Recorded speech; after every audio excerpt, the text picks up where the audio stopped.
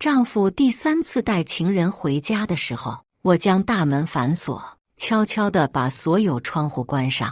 卧室内传来的欢声笑语，让我坐在客厅里，心如刀绞。我拿起手机，拨通了婆婆的电话。妈，不好了，您儿子把自己反锁在卧室，我担心他会做傻事。大家好，开始今天的分享之前，希望你能给人间烟火点个订阅，我将会分享更多优质的内容。我找来胶带，将卧室的门缝都封住，封完最后一道缝隙的时候，我拨通了丈夫的电话。亲爱的，我今天要加班，可能会很晚回去。周敬明回应了一声后，匆匆挂断了电话。我看着手机里老婆发来的消息，默默回复了一个好字。我看了眼时间，差不多到他下班的点了。简单收拾了一些自己的物品，装进背包后，我躲进了楼下的储物间。从这里能清楚地听到楼上的动静。大约过了半个小时，客厅的门开了，先进来的是周敬明。他进门后喊了2声“老婆，老婆”，然后对着外面说：“进来吧，他不在家。”说完，一个女人走了进来，女人顺手关上了门，另一只手挽住了周敬明的胳膊。太好了，今晚我们可以尽情享受2人世界了。周敬明一边笑着，一边将女人拉入怀中。宝贝，我可想死你了。这不是我第一次看到这样的场景。上个月我提前回家，发现了卧室里凌乱的衣物，有周敬明的，还有一个女人的。我拿起衣服看了看，显然不是我的尺码。周敬明出轨了，我不敢相信自己的眼睛，但是卧室里传来的声音让我不得不相信。我不敢相信平日里对我甜言蜜语的周敬明会出轨，还是在家里。我默默地将衣服放回原处，拿起桌上的水果刀，准备冲进卧室。这时，里面的电话响了，我听到周敬明的声音，停顿了一下，是我老板的声音。这个声音我不会听错，老板刘丽是个精明的人，平时对我还算照顾，可是我现在才明白，他每次看我的眼神和说话的语气都隐藏着别的意思。阿云呐，好好工作，有什么困难尽管说。阿云呐，这个项目完成的好，会有奖金的，你也能让家里生活更好些。每每听到这些，同事们都会投来羡慕的目光。阿云，老板对你可真好，这个项目我也想做，可惜老板没给我机会。不过你老公那么爱你，应该不会介意你加班吧？现在回想起来，他的眼神不是欣赏，而是别有企图。我最终还是没有冲进那扇门。当我拿着文件离开家时，经理不停地催促我：“阿云，快点，客户马上就到了。对了，老板的电话一直没人接，你知道他在哪吗？”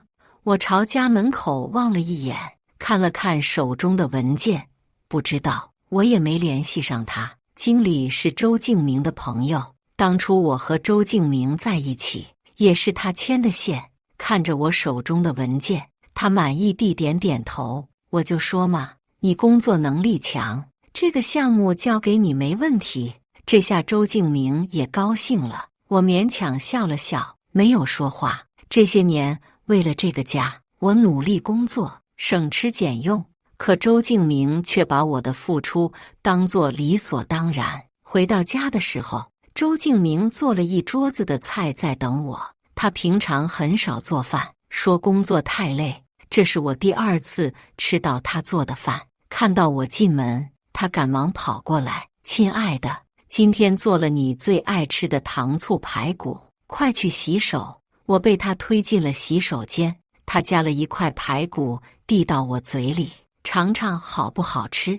我嚼着嘴里的排骨，一边洗手一边说：“好吃。”晚上他洗澡的时候，我尝试打开了他的手机。我们互相知道对方的密码，但很少看对方的手机，所以他手机里的聊天记录都还在。我翻着他的微信，没有发现任何可疑的信息。我试着搜索了“爱你”2个字，在最近聊天的列表里出现了一个备注为 B 女士的人，应该是刘丽的小号。我打开一看，里面都是暧昧的聊天内容。爱你，想和你永远在一起。你老婆在家吗？今天去我家吧，我准备了红酒，保证让你开心。亲爱的，你比我老公温柔多了，你的身材更好，晚上别再和你老婆亲热了哦。那时我才知道，他们在一起已经有半年了，光来家里就已经有3次了，今天是第3次。周敬明熟练地将手机调成了静音模式，继续和那个女人缠绵在一起。我本来想试着挽回周敬明的心，可他根本没有把我放在眼里，甚至要求刘丽给我增加工作量，让我没有时间回家，方便他们俩私会。刘丽已经开始亲吻周敬明的脖子，我在楼下看着，感到一阵恶心，忍不住干呕了几声。听到卧室门关上的声音，我悄悄地从楼下上来，拿着垃圾袋，将地板上的衣服捡起扔进垃圾桶，然后在他们翻云覆雨时，用钥匙将卧室门反锁并拔掉钥匙，来到厨房给婆婆打电话。妈，不好了，周敬明将自己关在卧室不出来，好像要自杀，我怎么叫都没用。婆婆刘梅是家里的权威，虽然她有几个子女，但在家里她说一不二。唯一的遗憾是她的丈夫早年去世，她一个人含辛茹苦地把孩子们拉扯大。当听说儿子可能想不开时，她便准备了一堆教训我的话。在她眼里，男人出问题多半是女人的错。所以在我打完电话不到半个小时的时间里，他便带着几个亲戚来到了我家。阿云，我儿子在哪？我看着气势汹汹的婆婆，赶忙解释：妈，我和周敬明没吵架，他突然就把自己关在卧室里了。婆婆不等我说完，便拿起扫帚冲向门，随着砰的一声，里面安静了下来。婆婆不停地拍打着门，周敬明，你别想不开啊，有什么事跟妈说，妈给你做主。听着里面没有动静，婆婆接着拨打周敬明的电话，还是无法接通。婆婆急了，不停地用扫帚砸着门，还是没有任何反应。这什么门啊，砸都砸不开。我拉住砸门的婆婆，妈，这门是您和周敬明选的，说质量好，从里面反锁了，外面很难打开。您这样砸也不是办法，别再刺激他了。婆婆闻言停了手，一旁的表哥不干了，上来就给我一巴掌，说：你是不是做了什么对不起周敬明的事了？女人就是麻烦，没一个好东西。我把表哥推开，那男人是不是都和你一样，朝三暮四的？如果不是这样，那周敬明为什么要想不开啊？见状，婆婆也来劲了，我就说嘛，我儿子那么好，肯定是你惹他生气了。你说，你是不是在外面有人了？我拉住婆婆的胳膊，妈，我没有。表哥将我推到一边，使劲地拍着卧室门。周敬明，别怕，有什么事表哥替你做主。你先把门打开，里面还是没有任何声音。大姑坐不住了，我就说呀，这阿云犯错了，就得让他认。来，你跪下给周敬明认个错，说不定他就出来了。女人嘛，犯点错没事，认下不就完了？大姑说着，便要按着我跪下。我挣脱了她的手。大姑，我没错，认什么错呢？最起码也得把周敬明叫出来问问啊！大姑根本不听我解释，一脚踢在我的膝盖上，想让我强行跪下道个歉，先把人哄出来再说嘛。我挣扎着站起来，朝着卧室里大喊：周敬明，有什么事出来说吧，是谁的错谁认，你出来，我们好好解决。说完，我假装趴在卧室门上听里面的动静，大姑也趴了上来。房间内传来一阵撞击的声音，伴随着家具倒地的响声。不好，周敬明要砸东西！我听着声音不对劲呢。大姑连忙拉着婆婆一起听。周敬明啊，你可别冲动啊，妈妈在外面，妈妈给你做主。阿云这个死丫头，妈妈会让她付出代价的。周敬明啊，大姑也在呢，你别怕呀，大姑也替你做主。还有表哥，我又趴在门上听了听，确实是砸东西的声音，因为所有的窗户都被我关上了，他们出不去，刘丽无处可逃，所以他只能妄想砸东西，制造混乱。可是周敬明忘了，这个家的家具都是我精心挑选的，结实耐用，是我选的，质量最好的一款。我假装跪在门边，双手拍门。周敬明，我错了，你出来吧，你可别做傻事啊，我不能没有你啊！大姑重重地踢了我一脚，早干嘛去了？说你错哪了？一旁的舅舅也开始数落，早就听说你在公司和男同事关系暧昧，说是不是没把握好分寸，出轨了？一听出轨，婆婆不分青红皂白，直接一巴掌打在我的脸上。你要敢出轨，老娘打死你！我缓缓站起，走到婆婆面前。那要是周敬明出轨呢？周敬明，不可能。那如果呢？我说如果，周敬明就不会，我教出来的儿子就不会做这种事。但如果说如果他敢的话，我就让他跪下给你磕头。经理进来的时候，一脸疑惑地看着我，我给他解释了之后，他将我拉到一边。阿云，我有个重要的项目，老板的电话一直打不通，你知道他去哪了吗？我摇摇头，要不你问问老板的老公呢？经理一拍脑袋，就是。说完走向在周敬明的表哥。说来也巧，刘丽的老公是周敬明的表哥，这次周敬明的妈妈把他也叫了过来，说他是个明事理的人，万一我做了什么对不起周敬明的事，要闹离婚，他们家得有个能主持公道的人。表哥见经理走过去，也客气地起身。我也没打通他的电话，许是在忙吧。不过小明，你既然来了，去公司一趟，把技术部的张师傅请过来吧，他或许能打开这扇门。听完表哥的话，我道了声谢。表哥冷笑一声，阿云呐，你记住，女人就算再能干，都不能做对不起男人的事。你看看我老婆，平常工作那么忙，但还是把我的话当圣旨。女人呐，还是要守妇道。我听着表哥说完，点点头。这时，周敬明的妹妹气喘吁吁地跑进来。我知道我哥为啥要想不开了，我嫂子就是外面有人了。我赶紧上前一步，周圆圆，不能乱说呀。周圆圆压根不给我解释的机会，便拿起手里的手机，在他们之间传了起来。你看，这是我前几天逛街碰到的朋友发来的照片。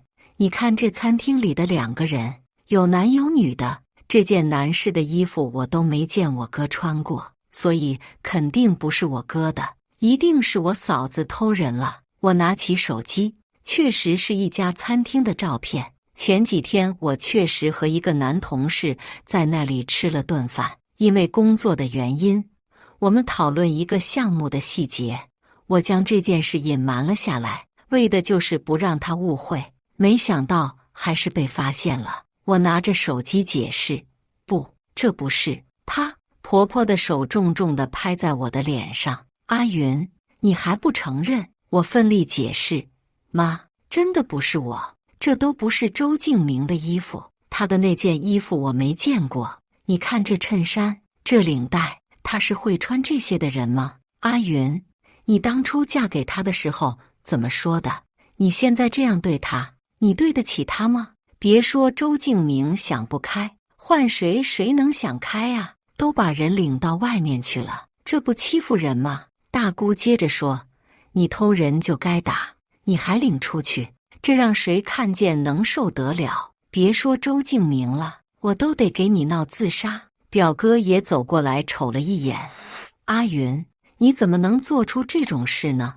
你在我老婆公司上班，怎么她的为人你一点没学到？不是我说你，你出轨在先，证据确凿。如果周敬明说不跟你过了，是可以要求你净身出户的。对，离婚，一定得离婚。阿云，你净身出户，所有财产给周敬明。”我望着婆婆：“妈，法律也没有这一说吧？”婆婆大怒：“法律管什么？你这是道德问题，道德败坏。”我就把话撂这，今天就算出轨的是周敬明，我也得让他净身出户。我将手机交给周圆圆：“真的，妈妈，你真这样想的？”婆婆不耐烦地说：“可是现在是你出轨呀，你老扯周敬明干什么？”周圆圆也来劲了：“你现在不承认可以，但是一会我朋友再发来别的照片，我看你怎么说。”我坐在沙发上，所有人都在猜测我出轨的对象是谁，以及如何惩罚我。婆婆和表哥甚至已经开始盘算我家的财产，已经忘了屋里的周敬明还在不停地想办法逃脱。现在的他们应该已经放弃了砸东西，估计在拼命地找窗户的钥匙。他们得找个逃生的出口，要不然等我们破门而入的时候，看到的就是他们狼狈的样子。不过窗户的钥匙也已经被我藏起来了。现在的卧室里除了一张床，已经没有什么可以利用的东西了。来了，来了，传过来了！随着周圆圆的一声叫喊，所有人都跑了过去。大姑过去之前还瞪了我一眼，好似在说：“你给我等着。”我端起桌上的水杯，喝了一口，还没等我放下水杯，一旁的婆婆一下打掉了周圆圆的手机。“这什么呀？合成的吧？这怎么是周敬明？”“周圆圆，你被阿云收买了吧？这假的吧？”周圆圆一脸不服气：“什么呀？这我朋友发来的照片，不可能有错。”“那就不对，你看清楚，里面是你哥。”周圆圆一把夺过手机：“就是我哥呀，那说明出轨的是我哥。你看他这身衣服，不就是刚刚照片里那身吗？”确实，周敬明稳重，很少穿这么花哨的衣服，蓝色衬衫，红色领带。别说婆婆，就是我都很少见，也难怪她那么大反应。不过那张脸错不了。婆婆在周圆圆的再三确认下，说出那就是周敬明，但是还在说照片有问题。周圆圆将手机递给她觉得现场唯一公正的人，她尊敬的表哥手里。“表哥，你明事理，你看这照片像假的吗？还诬陷起我来了。”表哥拿起手机，本来脸上一副平静的表情，看清照片的瞬间，脸色就变了。因为照片中抱着周敬明亲吻的女人不是别人，正是他的老婆刘丽。周圆圆没见过几次表哥的老婆，更是不认识刘丽。不认识很正常。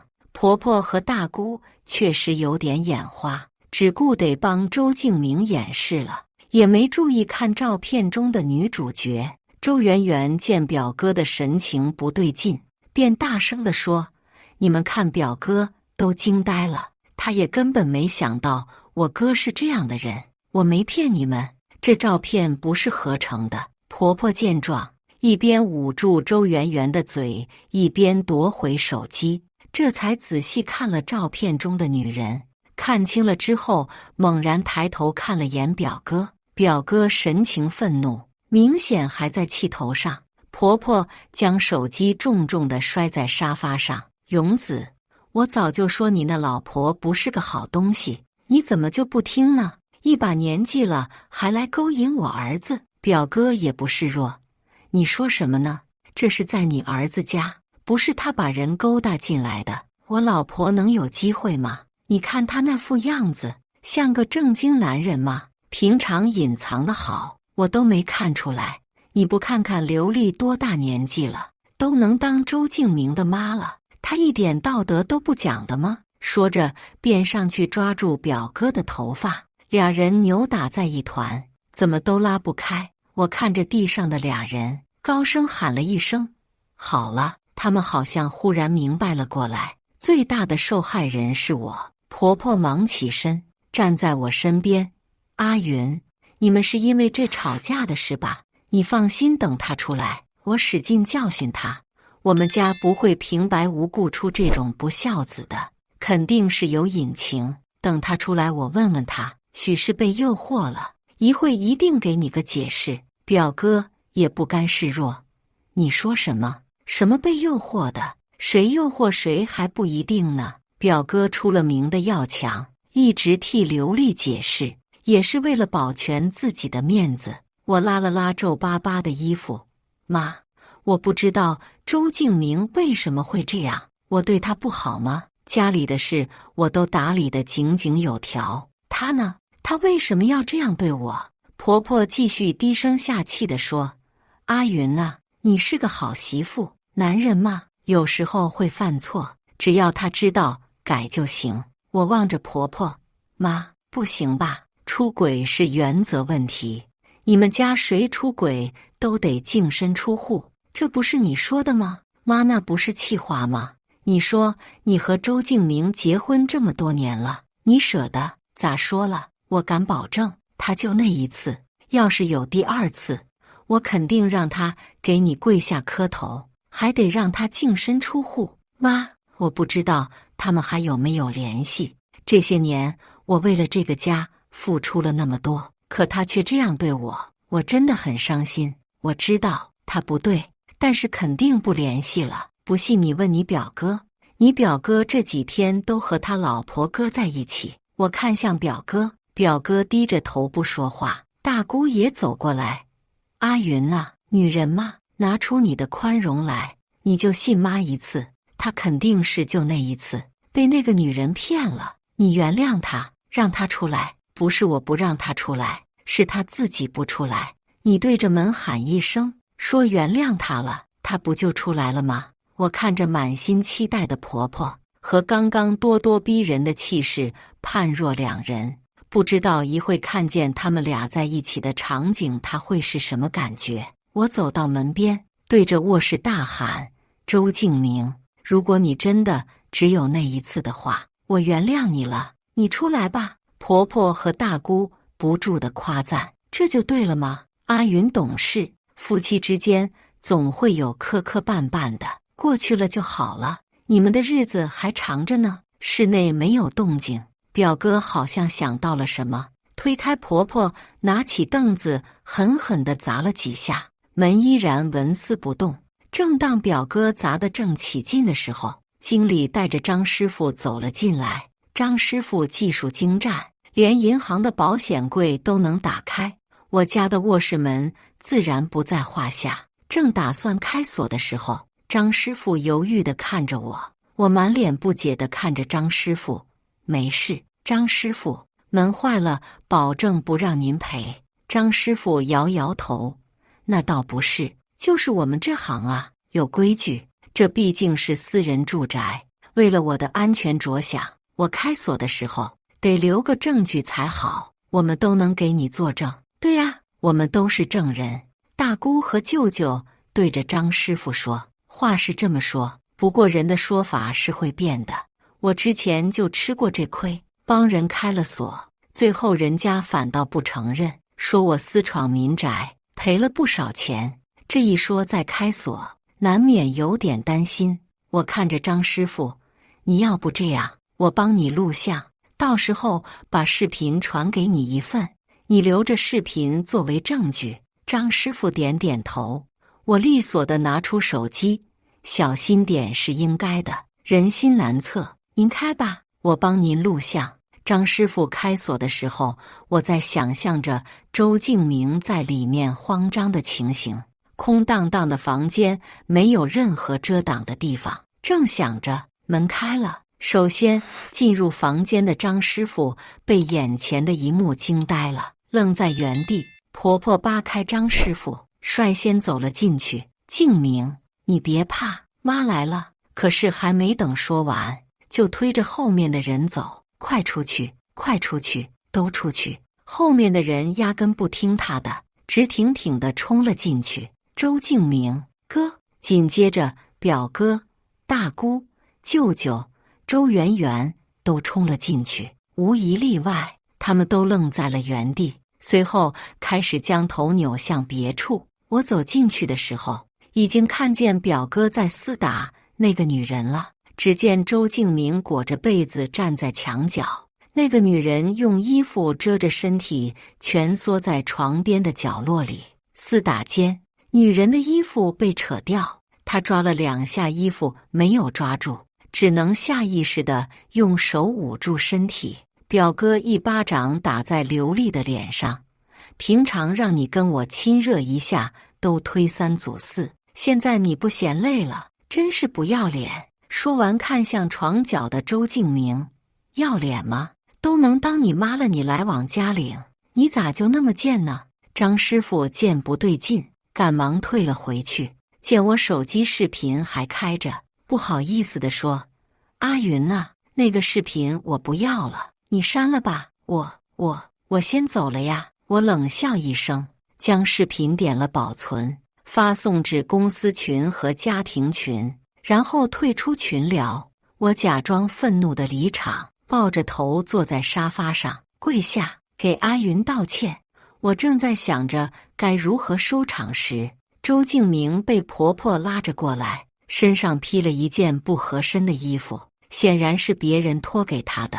周敬明颤颤巍巍地走到我跟前，老婆，你相信我跟他真的是一时糊涂，我爱的还是你，只是咱们的门不知道怎么打不开了，要不然不会让你看见他的，不会让你这么伤心的。我一把甩开他，一时糊涂到床上去了。我要是不回来的话，你们打算做多久啊？周敬明低声啜泣，也没有，等你回来，我还是会好好对你的，你比他重要，老婆，他也不如你。我冷笑一声，站起身来。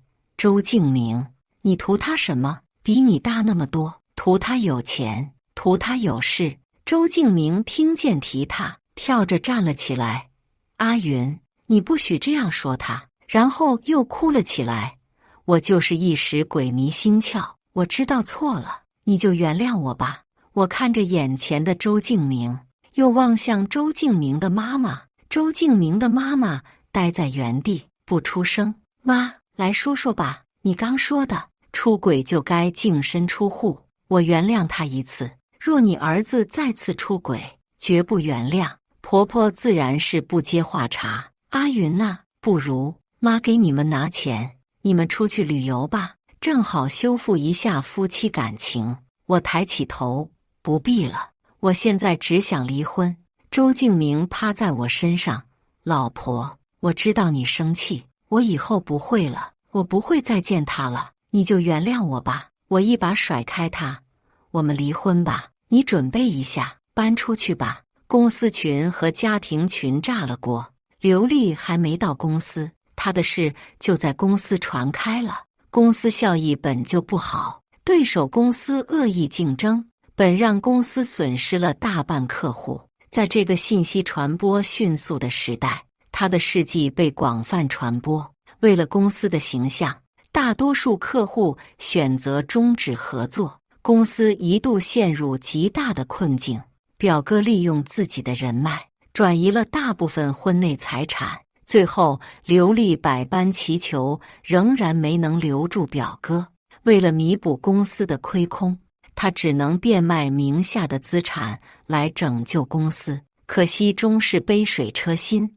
我入职新公司，看着在行业内获得的一些认可，公司的业务逐渐走上正轨，不少客户为了与公司合作，亲自来拜访我。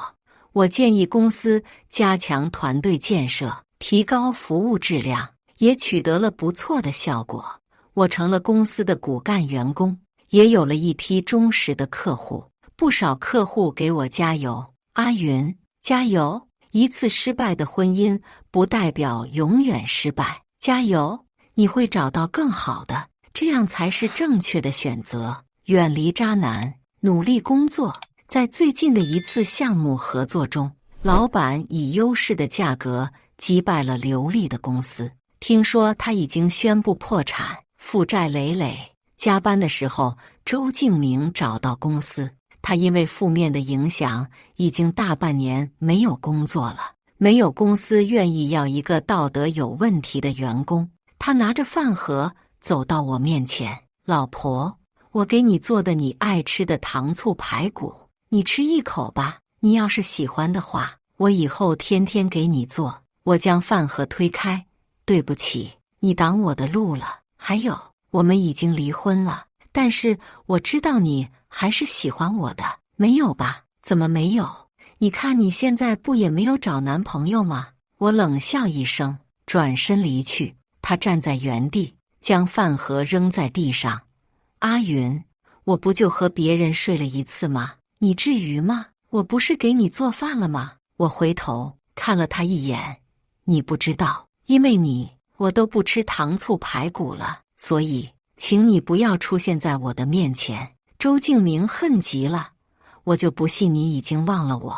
可是转身，他就去找了刘丽。刘丽骗他，自己还有一套房产，并用谎言带他吃喝玩乐。不到1个月，周敬明成功被他骗光了所有的积蓄。刘丽作为骗子被警方逮捕时，周敬明正在街头流浪，他后悔不已，却为时已晚。周敬明的妈妈得知此事后，气得病倒了。她躺在病床上，看着周敬明，泪流满面。我早就说过，那个女人不是好人，你就是不听。现在好了，家也没了，钱也没了，你以后怎么办啊？周敬明跪在床边，忏悔着自己的过错。妈，我错了，我对不起您，对不起阿云，我以后会好好做人的。可是，一切都已经太晚了。我看着他们的下场，心中没有一丝怜悯，